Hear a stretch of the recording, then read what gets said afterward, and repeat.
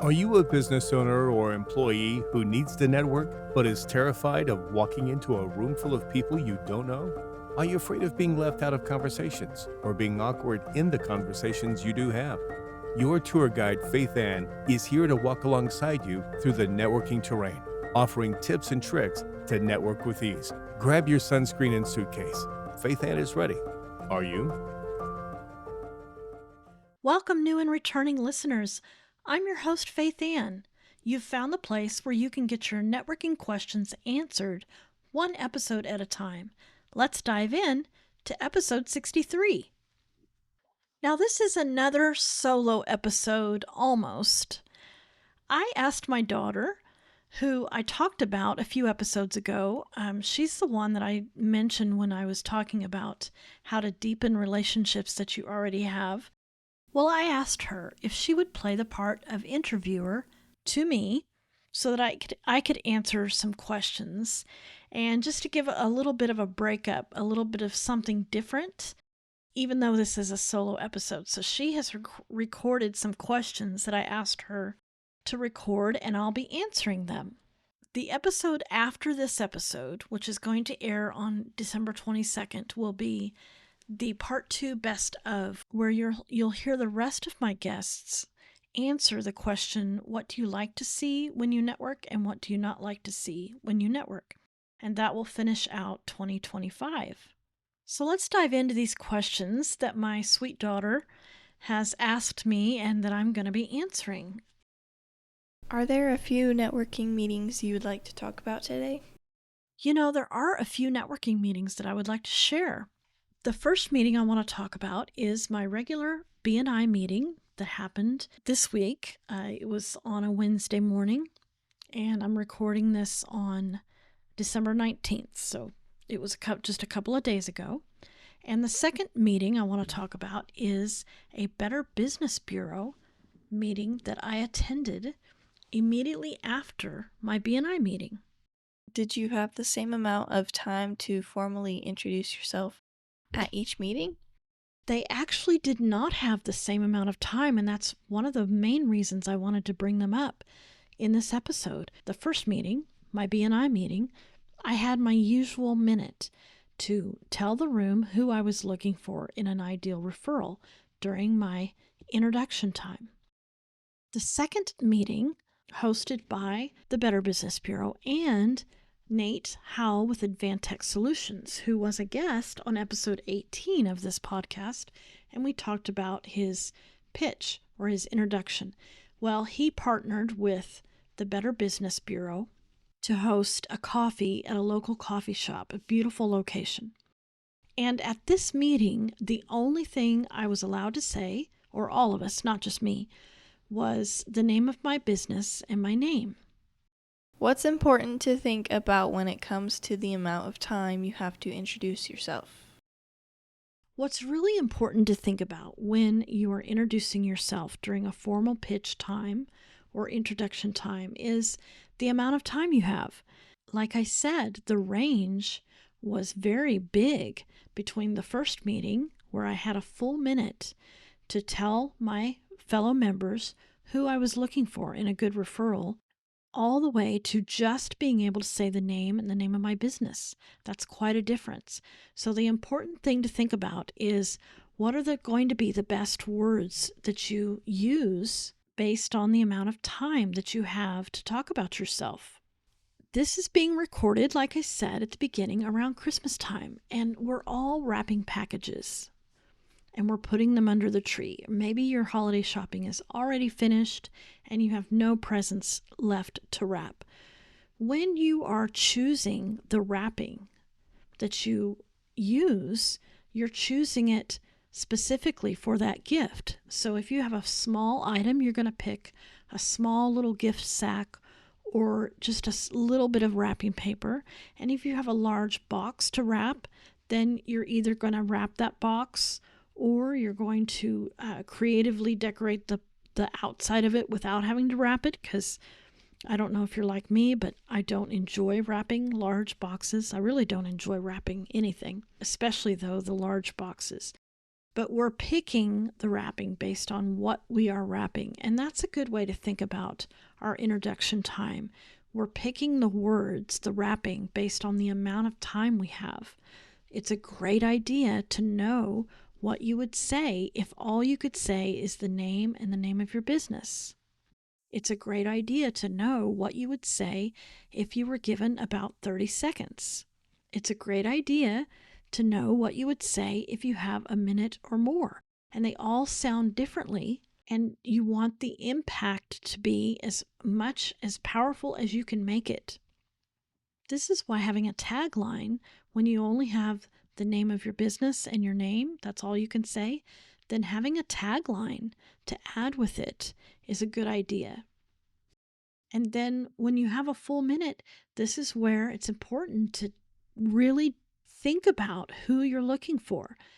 You are telling the room they're being your detectives, and they are going out looking for clues that let them know they are standing or sitting in the middle of a good referral for you, especially now during these holiday times. They're going to be hearing their friends and their family complain or brag or talk about new things in their life. So when we have a full minute, we want to tell those stories. We want to say, I'm looking for that business owner who has just started her photography business and isn't sure if she should be networking or not. She'll be saying things like, yeah, I went to a chamber coffee about a month ago and I really didn't enjoy it. I was so glad when I was able to walk out the door. And if I'm giving my pitch, that's what I'm going to be saying, so that when the people in the room are hearing their friends and family say those things, there's a clue. This would be a good time to bring up Faithann and to see if my person that I have influence over would be willing to talk to Faithann. A 30-second introduction can still paint a picture. It just can't be quite as wordy, but we can still tell the room who we're looking for.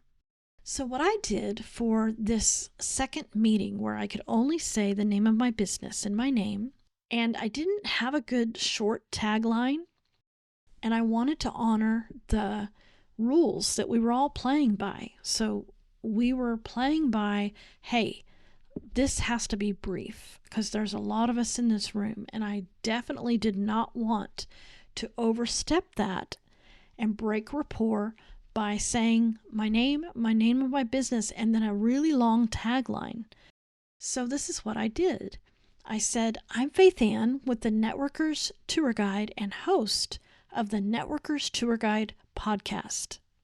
That's what I said. And I chose that title because I knew that the people in the room would know what a podcast is, and the people in the room would know what a host is. If I just said I'm Faithann with the Networkers Tour Guide, I'm not giving them near enough information about me.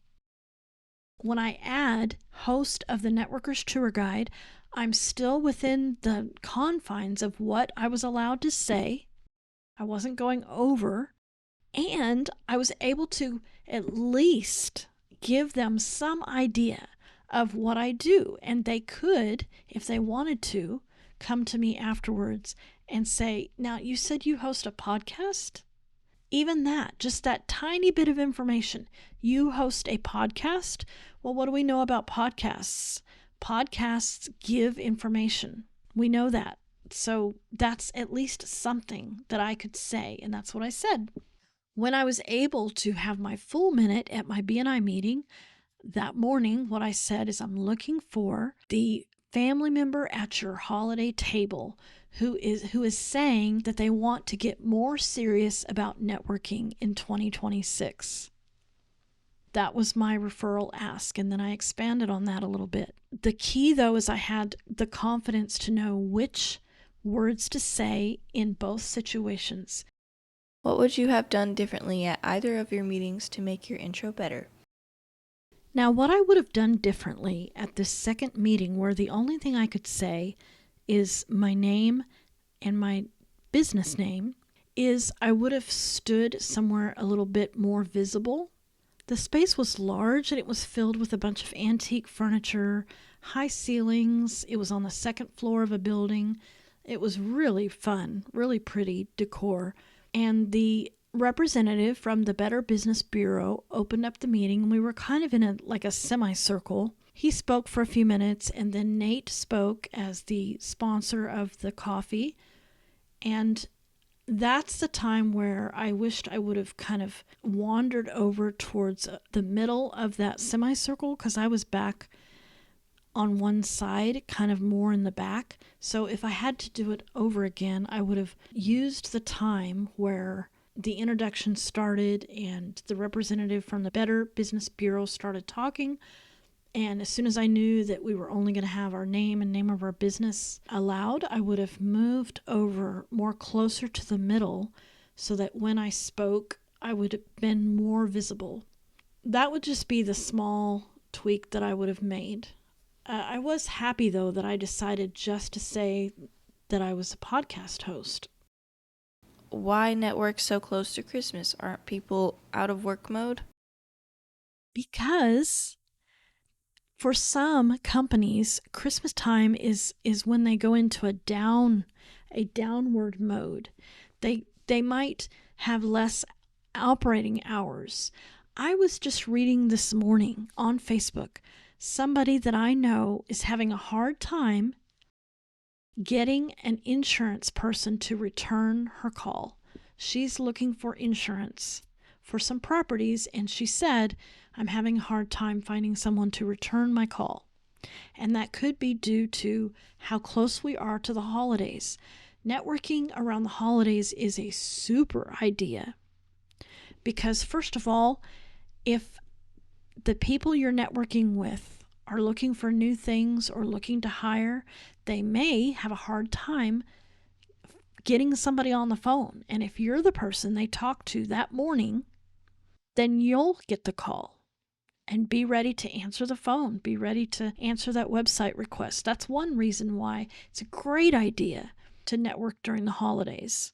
Another reason is that sometimes your networking meetings around the holidays are more festive, so they will have more memories attached to that particular networking meeting. It's going to stand out in their minds anyway, because maybe there was a gift exchange, or maybe it was really beautifully decorated, or maybe there was a special treat, like something special to eat. So it's already going to stand out in their mind. So when you're at that networking meeting, that December networking meeting that's 3 days before Christmas, they may remember you also. They're going to remember the meeting, and they'll remember more the people they meet at the meeting. That's another great reason to network during holiday seasons. And then finally, this is when the people that you meet at the networking meetings are going to go to their holiday tables, and they're going to hear about their aunt who is XYZing or planning to XYZ. My aunt is planning to open up her new flower shop. My cousin is going to move. My best friend that we always invite to Christmas is getting married. And if they've just talked to you and you can meet a need that's going to be discussed in a few days, then you may end up with a referral where the people who also do what you do, who have decided to slow down during the holidays, they won't. But you will, because you were at the fun holiday networking meeting where it was especially festive. So that is the reason why the holidays are a great time to network, to lean into it instead of backing away. And of course you can take your vacations. I'm not saying that you should never stop or that you should network year-round, 365 days a year. I would recommend that you lean into the seasonal aspect of your networking instead of thinking, well, it's the holidays. Nobody will remember me. The meetings will be low attended. I need a break. Instead of thinking that way, think, no, this is the time where I am going to lean into these networking meetings. And if my schedule allows, I am going to make those meetings as close up into those holidays as I can if I'm in town and my schedule allows. Have you ever had this happen? You're chatting with someone at a networking event, and they say, "I've been needing help with that," or "I've been meaning to reach out to someone like you." You smile and later think, wait, was that a buying signal? Most networkers miss these moments, not from inexperience, but because no one ever taught what buying signals actually sound like. That's why Faithann is hosting a new mastermind, Buying Signals for Networkers, based on Nikki Rausch's book, Buying Signals. In this small group, you'll learn the exact phrases people use when they're ready to work with you and get guided practice so responding with confidence becomes second nature. With both in-person and virtual options available, you can join from anywhere. The waitlist is open now. Waitlisters get early access and special pricing. Tap the link in the show notes to save your spot. What were the opportunities waiting for you at either meeting? This question is what I ask myself before I walk into every networking meeting I go to. This is what I ask myself. What opportunities are here waiting for me? And what opportunities do I have for others that I may just not know about? So I'll talk a little bit about the opportunities that were there now that I've been to the meeting and reflecting back. I had the opportunity to directly share my podcast with two people who were interested in it. So I showed them what the thumbnail of the podcast, and one of the people that I shared had heard about it from his wife, who was familiar with it. So it was a way to be that second touch point. And so he may become a listener. I was able to meet someone who I might have on as a guest in the new year because I'm doing a special real estate networking series. It's going to be a lot of great information if you are using real estate in your business as people that you serve. If you serve realtors, if you're in the trades, and when a house goes on the market, there may be a transaction there for you. You're a plumber or a roofer or a home inspector or a mortgage lender. I'm going to have a whole series on the real estate industry. So Nate introduced me to a realtor, and he recommended actually that I invite this realtor onto the podcast. So now I have a really easy way to invite him because of that mutual connection that we both have and the fact that I was in that room. And what's funny is he told me while we were talking, he said, "Yeah, I am really, really busy, and sometimes it's just a timing issue, whether people can get in front of me or not. It's just a timing issue." So now I have a better way to invite him if I want to. I was able to reconnect with some people that I hadn't seen in a few months. Having that visibility that they're seeing me again and strengthening the relationship that I already have. We talked about the unbridled potential in episode 55, this unbridled potential. I had no idea the exact people that I would see at this Better Business Bureau meeting. I knew some of them would be there, but I was able to see some people I hadn't seen in a while. It was great to catch up. And I was able to also see a few of my members of Premium OKC Networking platform. I was able to catch up with them. So that was another great opportunity for them to see me networking as members of my platform, for them to see that I'm doing what I'm asking them to do. So those were the opportunities that were waiting there for me at this second networking meeting. And at the first meeting, of course, weekly, the opportunities to welcome a visitor who had come last week, an opportunity to introduce somebody new to the room because I had a visitor. So she may walk away with business, which is good rapport building for her and I. We've been friends for a while, and I've been asking her to come to this meeting for a while. That's my BNI meeting that that happened first on that day, and she agreed to come this Wednesday. So that was a great opportunity to connect her with some people in my BNI chapter, and I think she may walk away with some business from it. All right, we're down to the last two questions. And before I play the last two, I had a great conversation with a podcast listener about a month ago. And she was so kind to actually ask me these two questions. And she used the questions that I have in the past asked the guests. And it was so fun to be able to answer them for myself that I included them in this episode. What do you like to see when you network? You know what I really like to see? I like to see organizers of networking meetings have a very, very good pulse on the meeting. I love that when I see the host or the organizer have a great pulse on everything that's going on. And it does require a lot of work because they have to be very in tune with the people they're talking to that are 8 inches away from them. But they also have to be scanning constantly, making sure that people, when they first walk in, are being welcomed and maybe politely excusing themselves from very, very familiar people so that they can go and greet those people who look scared.